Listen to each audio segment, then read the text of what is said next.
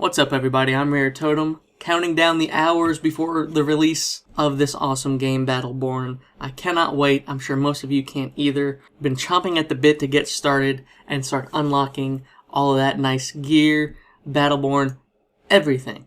So I decided to start creating a series of videos on this awesome game, starting with my top 5 Battleborn in the game right now. Now, mind you, this is pre-release of the game, so if they make any changes between the beta and its official release or within the week or so, then this list is obviously subject to change. But before I get started listing off my top 5, I had some criteria I established.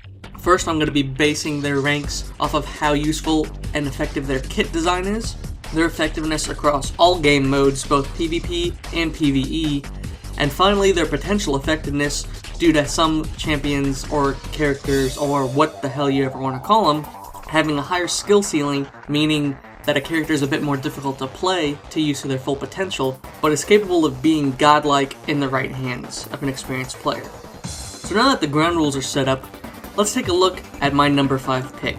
Coming in at number 5, we have Arendi, the quintessential mage character of this game.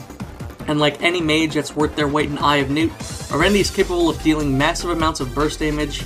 She's also difficult to chase, as her small hitbox and kit's mobility allows her to run, melt your face off, jump out of harm's way, run in, melt your face off again, and get the hell out of there. Arendi is one of the Battleborn that epitomizes a character that has a higher skill ceiling, as most of her abilities are a bit more difficult to land, but they reward good players by dishing out serious damage. You'll start seeing a lot more Arendi played, I feel, as people become a bit more familiar with her and the game itself.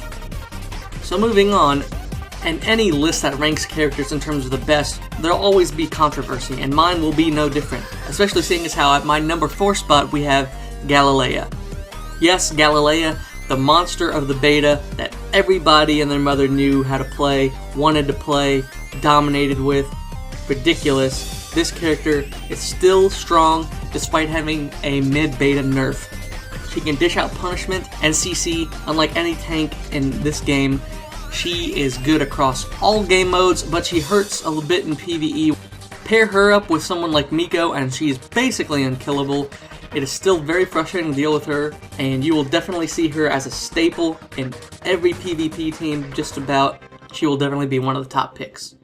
Alright, so moving on to the top 3 spots. So we're getting pretty serious now, so who better to start off this elite group than with what many claim to be the poster boy of balance in this game, Oscar Mike. Oscar Mike is simple to play, and I'd highly recommend any beginner out there to give him a shot. He's capable of dishing out a ton of damage, a metric shit ton of damage, I should say. He is one of the strongest level 2s in the game when he gets his napalm grenades, and when paired with his airstrike ultimate, he can erase an entire team if they all are foolish enough to hang around in that damage. His stealth allows him to get out of precarious situations as well as reposition himself, and he can set up coordinated ganks on unsuspecting players with his team. He's also a PvE god in my opinion, and hopefully I'll be releasing a set of videos to demonstrate this a little bit more in the coming weeks.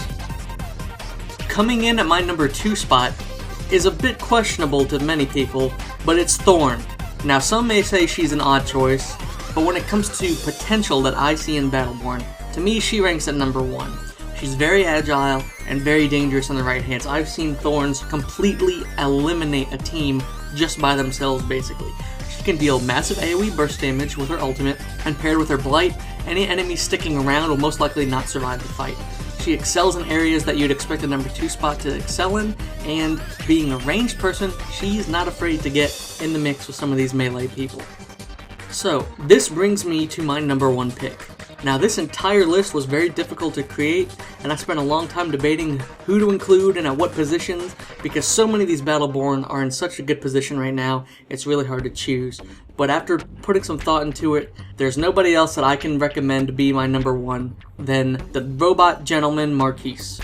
Now personally, I don't play this character a whole lot, but I can't deny how powerful he really is. He is capable and effective close range, and he's unparalleled in long range combat in my opinion. One of the reasons that makes him my top pick is not only his high damage output, but his overall utility to his team.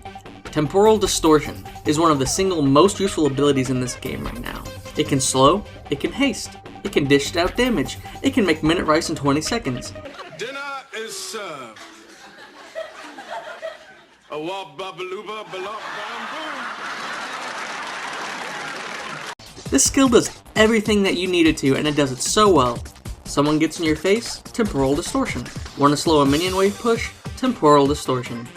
Want to give your team a huge advantage in a team fight? Well, you could simply put down temporal distortion and start laughing as they can't get away from your team fast enough. Now, although Marquis has great damage and utility, he is a very fragile character, but any proper gentleman knows to stay out of harm's way. There is little more annoying in this game than seeing chunks of your health getting taken away, seemingly from out of nowhere, until you realize that hiding way in the back behind that ramp, or rock, or creep wave is Marquis shooting at you.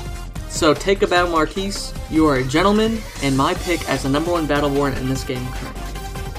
So do you agree with my list? Of course not. So let me know in the comments below who you feel deserves to be the cream of the crop. I can't wait to start playing this game. See you next time.